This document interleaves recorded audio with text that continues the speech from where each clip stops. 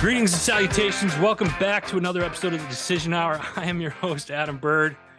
And yeah, I'm excited about the guest I have lined up for you today.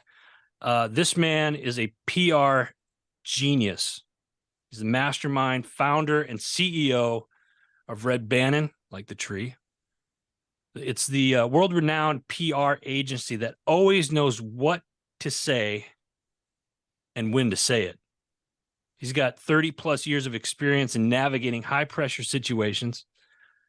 He has provided strategic communications counsel to top business leaders, government officials, and presidential candidates. His approach is quite simple. Press the truth. He's also an author of 2 books, one on crisis communication, the other on cancel culture. You guys starting to figure out why I'm a little excited about having this guest today? I'm talking about none other than Mr. Evan Nierman. Evan, welcome to the show, and I appreciate you. How you doing? Thank you. It's good to be with you. I'm excited for the conversation today. Absolutely. Absolutely. Why don't we dive right into this again here? Let's dive into and tell my listeners a little bit about yourself. Sure.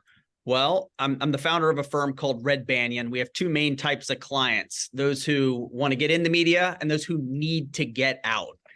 And that's a way to understand that we've got, on the one side of the house, high stakes, crisis PR specialization, SWAT team approach, jump in, defend clients, individuals, companies facing challenging circumstances. The other side of the house is organizations who are looking for help accomplishing their goals. We provide for them a guide in how to utilize communications in order to get there. And so that's who we are. That's what we're about. And, my career has been pretty wide ranging and interesting. I started in Washington, D.C., spent 15 years there. A lot of the work that I did was having to do with foreign policy and politics and public affairs. When I moved out of DC, I moved to Florida to work at a startup about 14 years ago. Worked at the startup and then decided, hey, if these guys can start a business and grow a business, why can't I do that? And I'd always had in mind, I wanted to have my own firm one day where I could build the team around me. Because when I left my first job, I was looking for the right kind of place that shared my values, and that I was excited to go to work every day and had the right culture and the right people and mentorship. And I couldn't find it. So the goal with Red Banyan from day one was to build the agency that I wished had been there for me when I was looking to work in public relations and strategic comms. So over the past 14 years, 12 years, that's what I've been doing at Red Banyan. And every day is an adventure. Like you said, our mission is to press the truth, which essentially means how do we equip our clients in order to fight misinformation, disinformation, convey a compelling story that's memorable and helps them get where they want to go. Evan, have you always wanted to be in public relations? Is this something that, or was this something that just kind of happened a little bit later on in life? I mean, did you go through high school? Did you go to college? Did you go to college to be PR? Kind of walk us that step there moving forward. Yeah, I always knew I was going to do something in communications. Yeah. Growing up, I grew up in Northwest Louisiana in Shreveport, and was always involved with writing and journalism and creative writing. So when I went to school, I selected George Washington University in DC, and I could lie to you and tell you it was because they had a lot of really good programs and they had a good communication school. But the fact is, they guaranteed that I was going to be on the soccer team, and I got a scholarship to play soccer and an academic scholarship. So it was like, you're going to bring me in for preseason? I'm on the team. Yeah. GW it is. You're going to pay for my school? I got it. Okay. Yeah. Yeah. Sounds great. Yeah. And I knew I wanted to be in Washington. I'd only applied for schools in Boston and DC. But the cool thing about GW was we had classes Monday to Thursday. If you took a foreign language, you had classes on Friday morning also. But, you know, most of the students would go out pretty hard on Thursday nights and didn't have to get up early. Although the foreign language students, you had to be in the foreign language lab at 8:30 a.m. on Fridays. And that was one of my regrettable decisions, perhaps, that I did the foreign language study. But you know what? You could get through an hour, hour and a half. The benefit of being in DC, though, is you get to experience a lot of different organizations as an intern while you're still in school. And so I always knew that I was going to do something in communications. That was my major. I just didn't know what exactly. And it was one of 3 or 4 internships that I had that turned into my first full-time gig. Now, I didn't know I wanted to do crisis PR until the organization that I was working for found itself through no fault of its own in a crisis. And I was the point person in-house internally. And so when they brought in outside experts in crisis communications, I got to work with them directly. And when I saw what these guys were doing, I'd already been feeling like I was bumping up against the ceiling where I was. And I said, this is what I got to do. And so I knew that was going to be the path for me. Can you give an example? You say crisis PR. Can you give an example of what a crisis PR situation would look like for the listeners? Yeah, it really runs the gamut and depends on the organization. And what one company may consider a crisis, another could consider a catastrophe, like a crisis on steroids. And some are a little bit more relaxed about it. And they'd say, oh, that's not really a crisis. It's just kind of an annoyance. But it really runs the gamut. And the types of situations that my team handles go from everything from how to deal with negative reviews online or disgruntled employees posting to social media, all the way up to embezzlement of money by top execs or unregistered sex offenders serving in COO capacities and getting arrested in front of the staff, to murder suicides, to all manners of craziness that I can't even begin to get into today. I frankly got tired of always getting these questions. What's the craziest situation you ever dealt with? And honestly, I dealt with so many of them that I wrote a bunch of them down in my first book called Crisis Averted. So if people want to hear some horror stories, I protect the privacy of the individual. So it'll be hard to figure out who I'm talking about, but every one of those scenarios and situations is real. What do you think the biggest issue in the media or PR is today? And I know that's kind of a very vague, loaded question, but I did that on purpose. There's a method to your madness. There is. Well, obviously, I thought, and I still feel, that one of the biggest issues is cancel culture. And that's why my latest book is focused exclusively on cancel culture. And in that book, The Cancel Culture Curse, I make the argument that it's a fundamentally un-American endeavor, because it deprives people of due process. It infringes upon people's abilities to have free speech, and it limits debate, public debate. We're supposed to be a democracy that thrives when people with opposing views can, in a civil way, have a discussion, debate the issues, and then leave it to others who may be observing to decide. And what cancel culture has done is it has really upended a lot of that. And it's created a situation where everyday citizens, men and women, small business owners, people who are working at larger enterprise level companies, they get caught in a situation, and sometimes a piece of video is taken out of context, or a social media post goes viral. They make a mistake, or even in some cases, they haven't done anything. It's mistaken identity or a false accusation. And then these people's lives get permanently destroyed. You Google them moving forward, all you see is the negative. They're recipients of vitriolic hatred and threats coming at them through email and text and social media. And it's really a despicable process.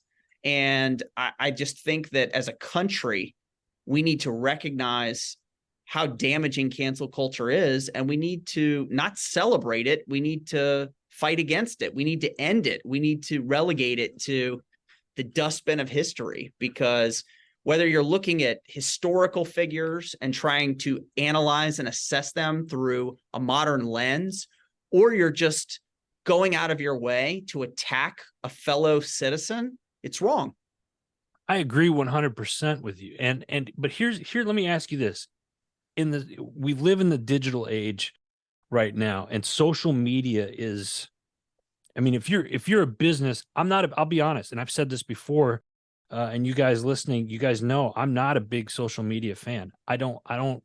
If I could not be on it and still, you know, if I didn't have to be on it, I feel like social media nowadays is a necessary evil when you're a business owner.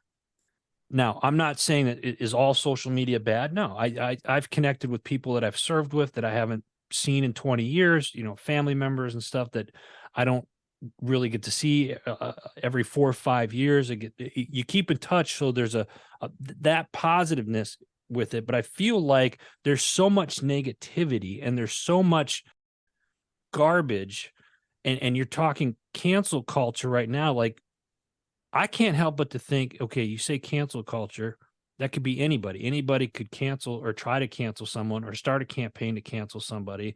And it could be, the 8-year-old neighbor that you have because he didn't like what you said on a video game or something like this. So he tries canceling it to, certain agencies in this company who will remain nameless that start something, and that just trickles down into a much larger thing. And that's another story for another day, but I feel like you can't say anything or do anything. And when you do something, you really have to strategically think about, okay, what is it that I'm posting? And is it going to offend somebody, or B, is somebody going to take it the wrong way? And I think the answer is it's probably yes on both occasions, no matter how you twist it, because somebody's going to get mad that you said something, even though you have the right to say it. Am I wrong?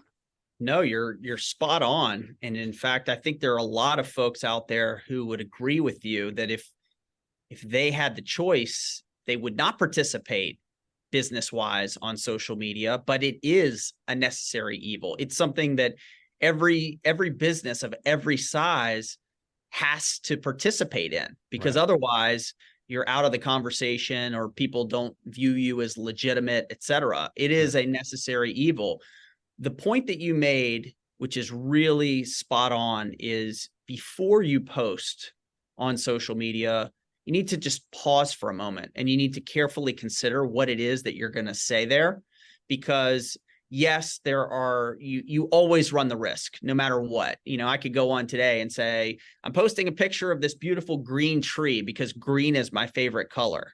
And then someone will come back and say, how dare you talk about the color green that way? There's a reason why green is the color of Hamas. They're a terrorist organization. Is what you're saying that you are a fan of Hamas? Answer that question. Yeah. So you can get caught in these things. I mean, I'm the dumbest stuff sometimes too.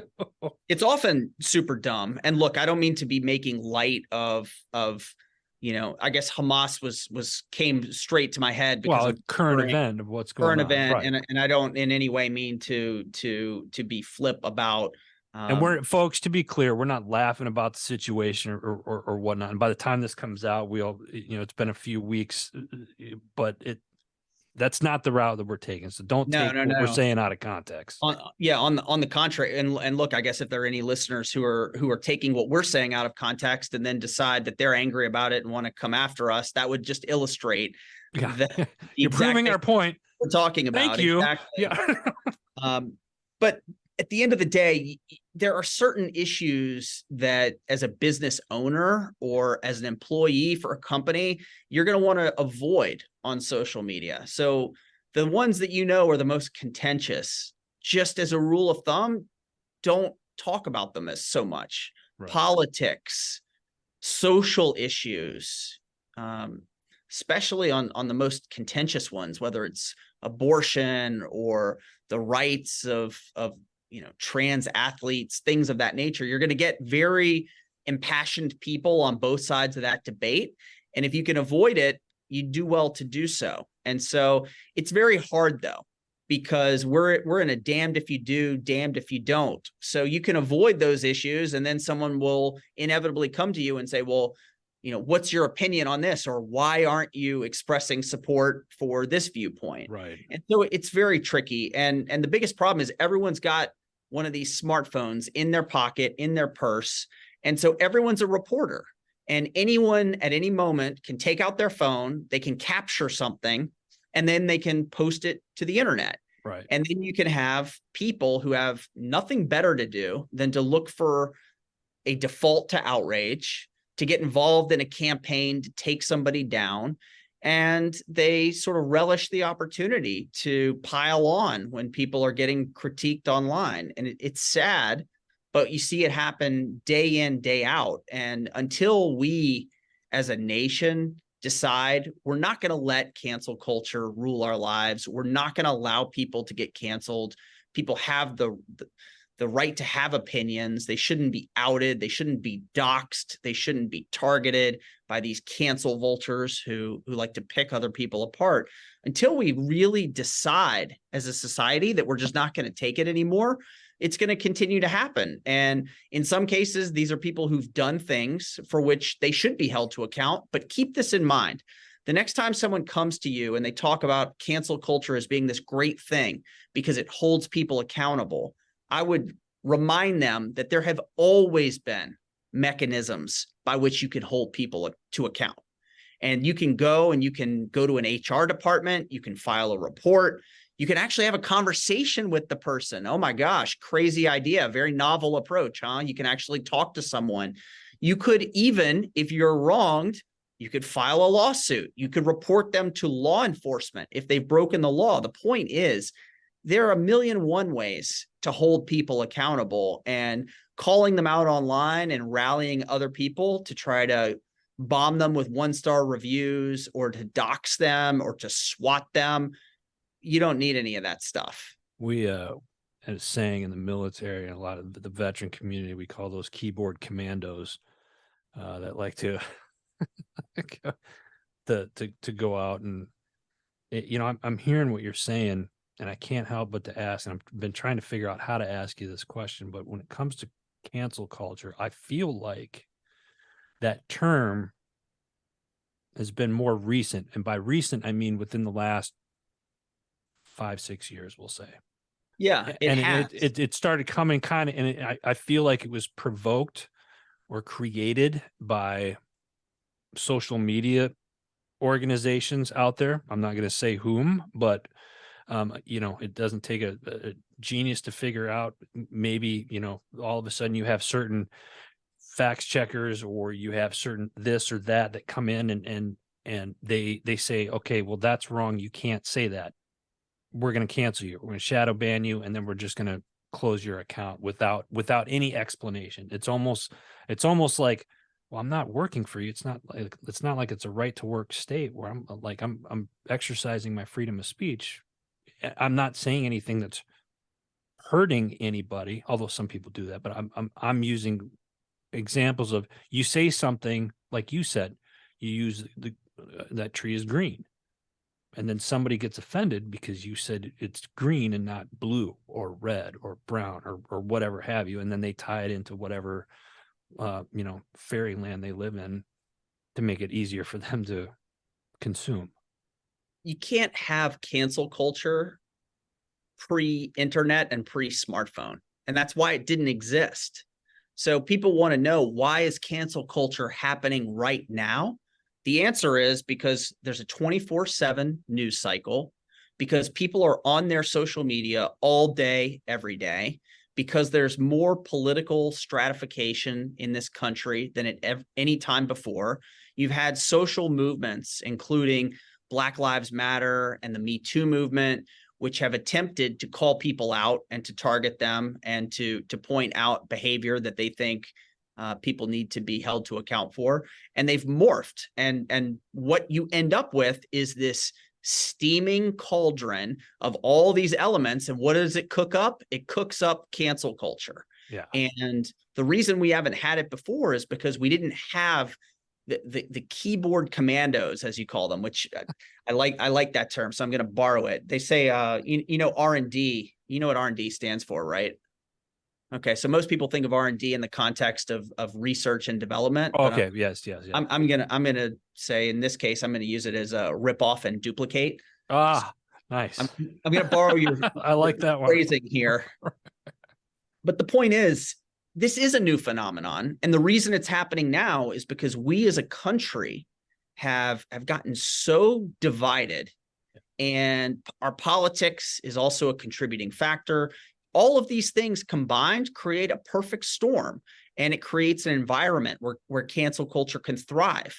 And my hope as a proud patriotic American is we can and we should do better. And part of what cancel culture does is it makes you treat your fellow citizens like they're the enemy. Right. And they're not. Even people on the opposite side of a political debate or have a different opinion on a certain issue, that doesn't mean that you should be out to destroy them. Politics shouldn't be a zero-sum game. And frankly, I think our leadership, especially in Congress, has set a terrible example for the population. And I think that people are paying attention to the most strident voices on both the left and the right. You got members of Congress, especially, who love to see themselves on TV and they love to be in the middle of a controversy, and they spend more time sowing discord and firebombing their opponents and trying to own the other side than they are actually come together and solve problems as a country. And frankly, it concerns me in a geopolitical sense as well, because our enemies love this. Yes. Russia, China, when we're picking ourselves apart, when we're tearing ourselves open from the inside out, all we're doing is ceding ground on the global stage and giving them an opportunity to see some of where America should be owning the stage. Evan, I can't help but to think that it's orchestrated sometimes, though. And correct me if maybe you, or maybe you don't feel the same way, but I feel like cancel culture is being used as a tool by people in government to kind of continue to separate and divide us as a society. Well, we know that foreign actors sow misinformation and disinformation as a way to weaken the United States. I mean, the intelligence community was very clear about, for instance, Russia and the role that it was playing in the run-up to national elections, right, in sowing discord. So there's no doubt about that. That's not a theory. It's a fact. I love that. So let me ask you this, and you kind of hit on it earlier. Cancel culture, is it a threat to free speech? Of course. I mean, all it does is try to shut down free speech. I'll tell you an anecdote from just a week ago.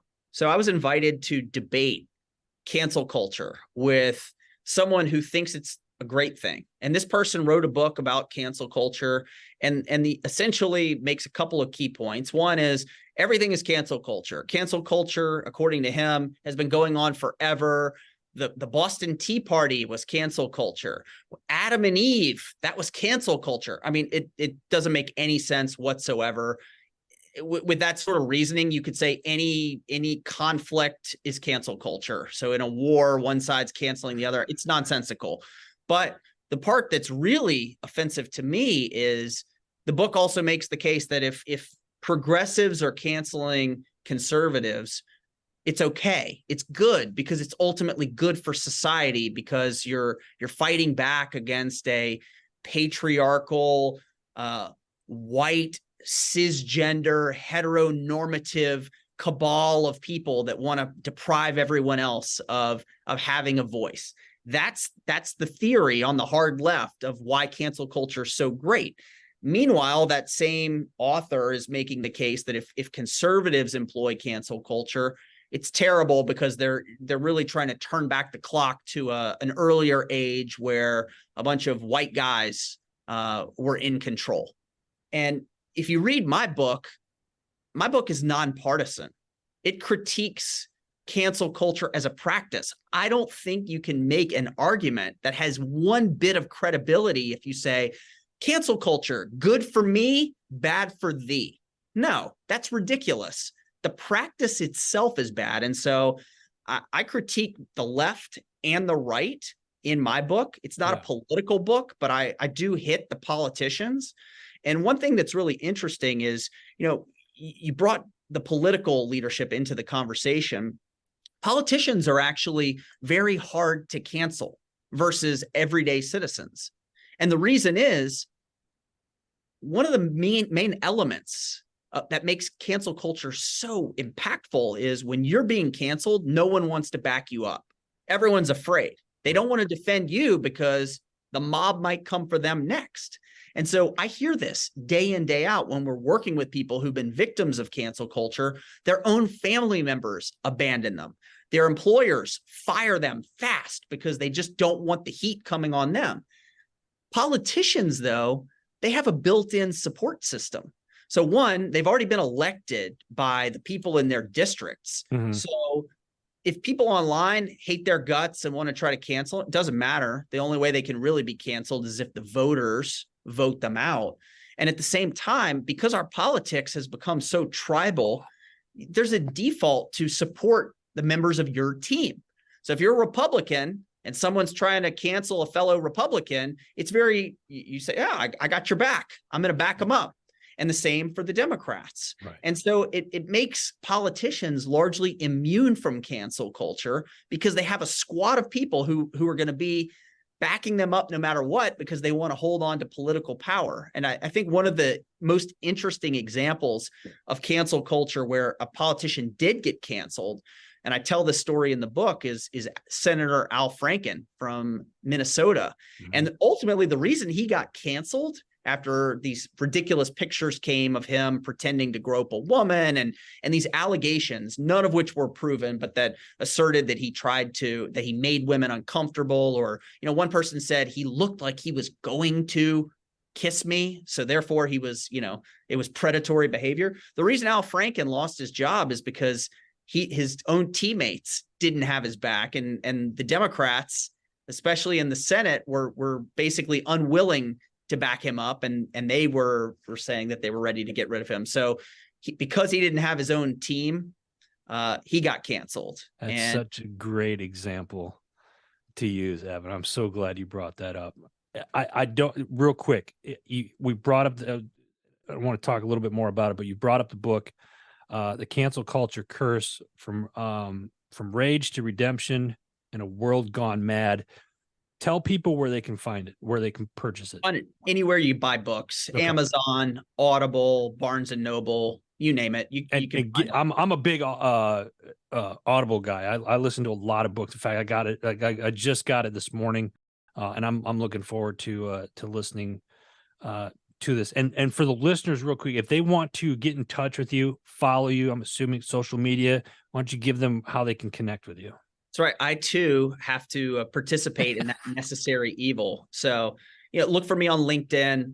You can find me on X, at Evan Nierman is my name. Very simple. If you go to cancelculture.com, you'll get information. I've got some downloadable resources there for parents, for how to talk to kids about safe use of the internet, suggestions for how business owners can prevent themselves from being canceled, or you can just go to redbanyan.com, and I'm easy to find. I love it. And folks, we're going to have all of his, contact information and what in the show notes listed below.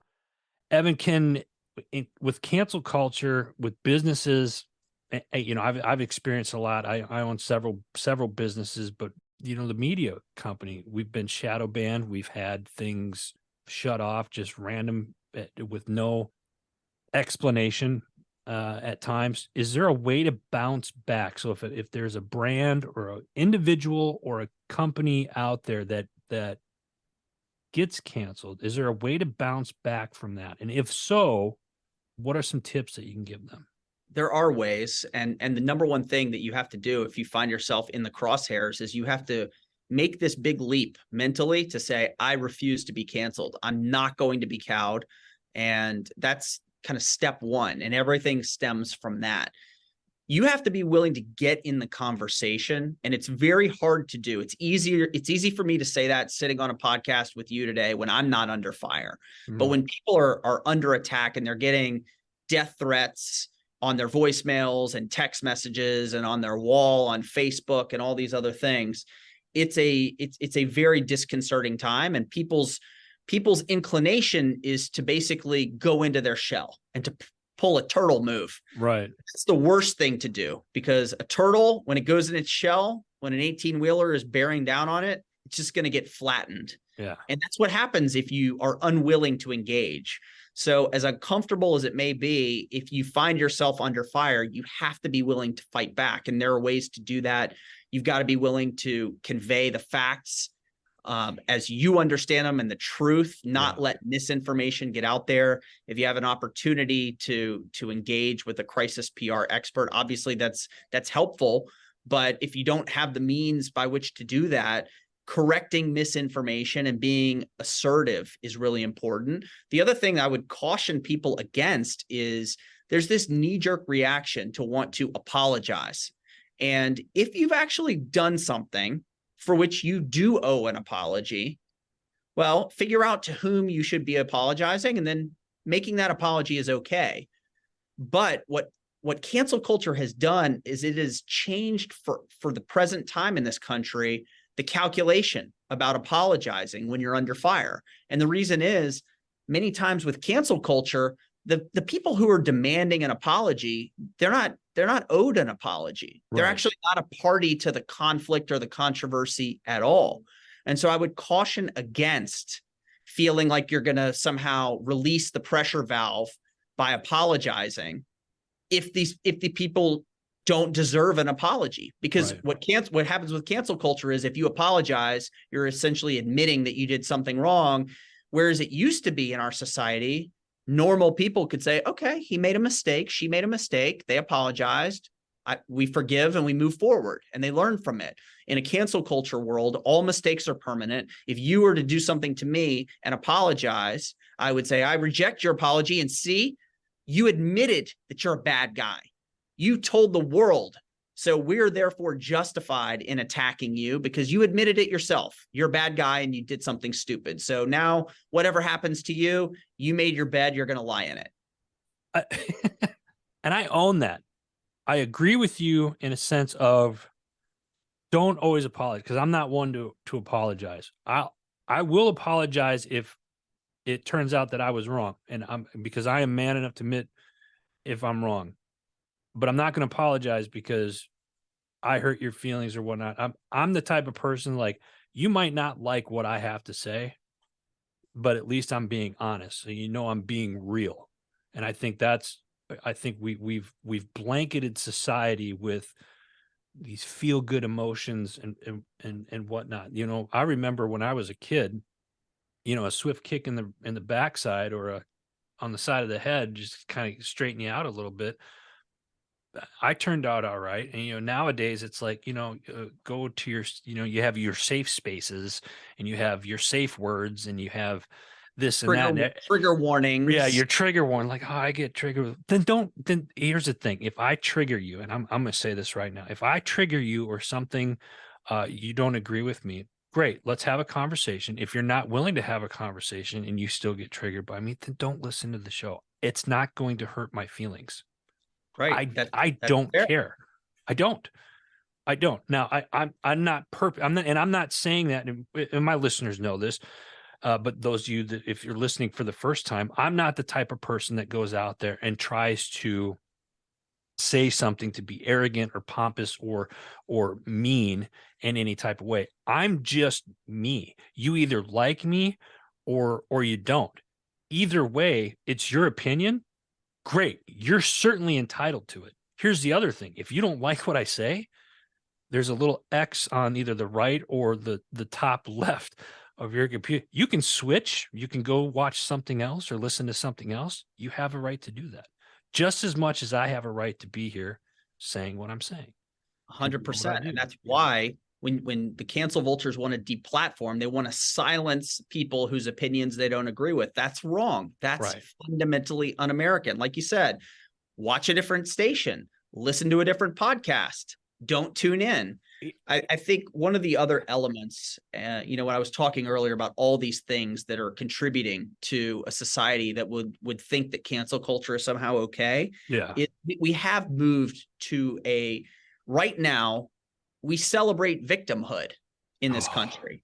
And the notion of safetyism and that people are, that words are violence, and therefore if you say something that offends someone, you're committing violence against them. It's a laughable and asinine assertion, and we've got to move past it, because we're in a race now to the bottom as to who can be the biggest victim. And there was a time where in America, we had certain sayings like, keep a stiff upper lip, and we celebrated rebounds. We liked Rocky Balboa. We liked underdogs, people who made mistakes or hadn't, had a chance to redeem themselves. And we liked that, and we celebrated that.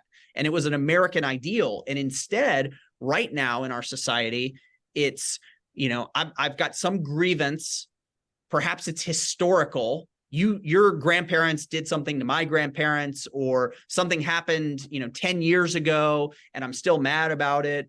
And it's, there's a good case of cancel culture that I talk about in the book, where a couple of professors at Yale, and Yale sent out an email to the student population suggesting to them that they be careful and be culturally sensitive in their Halloween costumes and don't offend other people. And one of the Yale professors sent out that email with some commentary on the top and said, look, I think this is kind of silly. You guys are young adults. You should, be respectful of other people. But if, I don't think it's up to the university to be policing college students' costumes. And just, if you don't like someone's costume, have a conversation with them about it. Tell them why it offends you. And what ended up happening was the students went completely mad over this, and they attacked the professor and her husband at Yale. There's a video online of them surrounding, and they're basically saying, you're supposed to make this a safe space. You're a terrible person. You should be fired. And they're screaming at the person. And ultimately, after, over a decade at Yale, they had to resign. They had to leave, forced out, all because they said, look, we shouldn't tell people what they want to wear in their Halloween costumes. And, if you're offended, say something about it. There's a big problem on college campuses all over the country, just for that reason. And one could argue, and we'll get into it now, but I will say, I think a lot of it, deals with parenting and stuff like that. I think we've become a generation, or a certain generation. I was a single parent for 15 years. My son, I'm bragging about him real quick, but he scholarship is at a private Christian university on an ROTC scholarship for the Army. I didn't do that. That was because of his hard work. Now I laid the foundation for him to do that. And I wouldn't let him get away with stuff. Whereas some of his friends who didn't have the discipline are, flipping burgers or doing this or that. And there's nothing wrong with that. Cause I know some of you out there are like, oh, what's wrong with that? Nothing. There's nothing wrong. Good on you for having a job, first off, because there's a lot of people out there that want to just, suck on the proverbial teat of the government that, but we've become such a lazy society. And it's like, well, I'm going to believe what social media says, or I'm going to believe what this organization says. So it must be true. Well, I looked it up on Google, so it must be true. There's everything on the internet's true. Yeah, it's like you got to be shitting me, people. Like, take what we're saying, and I'm not. And you listeners, again, I'm always one to tell you, don't believe everything that I say. I'm just giving you tools that you guys can look up and come to your own conclusion. I really want to change the mindset. Our society has taken the mindset of, I have to believe what they are telling me. No, you don't. Think for yourself. We don't have to agree on it, but that doesn't mean we can't go have coffee or sit down and have a meal and then discuss it, as Evan brought up earlier. Use 100%. your brain, guys. Use your brain. I mean, and that's the beauty of it. We live in the greatest country of the world. I firmly believe that, but we've become lazy, and we've become almost sheep-like, where we're following, oh, these people are running this way, so we're going to run with them. Why are they running that way? Ask questions. There's nothing wrong with it. Let's get back into that. And Evan, we're wrapping up on time. We're coming up on time here, and again, thank you so much. I've been a big fan, and this is truly it's been a great day for me. So I very much appreciate you coming on. The book, The Cancel Culture Curse: From Rage to Redemption in a World Gone Mad. Certainly a fitting title in today's world. You can get his book anywhere. You go to Amazon. We're going to put his website up here as well. But before we let you guys go, we have a special giveaway, and I will put the URL in the show links below. But 10 ways to prevent you or your business from being canceled. So thank you for that, Evan. We're going to make sure that the listeners get that as well. Any parting words before we let you go today? Well, I agree with you. We are blessed and we are fortunate to live in a great democracy. And I just want to be very clear about one thing, which is America isn't perfect. We never have been. However, that does not mean that this is a terrible place. It's fundamentally flawed, that it's irredeemable. I don't buy into any of that. I believe we can defeat cancel culture. I do believe that eventually we are going to hit rock bottom in terms of the way that we interact with one another in our politics. Yeah. And when that happens, there's nowhere to go except up. And I still have total belief in this country. I believe that we can, we must, and we will do better, and we will prevail, because that's what we've done since 1776. And I'm proud of this country. I appreciate your service and the service of everyone, men and women who volunteer for the armed services, to represent our country, to protect us, and to keep our liberty strong. So I just want to express my gratitude to you and to all of your listeners for all that you do to keep this as a bastion of freedom. And I just want to thank you for the opportunity to speak with you today. Thanks, Evan. I very much appreciate it. Folks, that's all the time that we got today. Before we let you go, we got to give a shout out to our parent network, Heroes Media Group. Go check out all the podcasts, all the new articles that are going up there, heroesmediagroup.com. Until next time, you've been listening to The Decision Hour.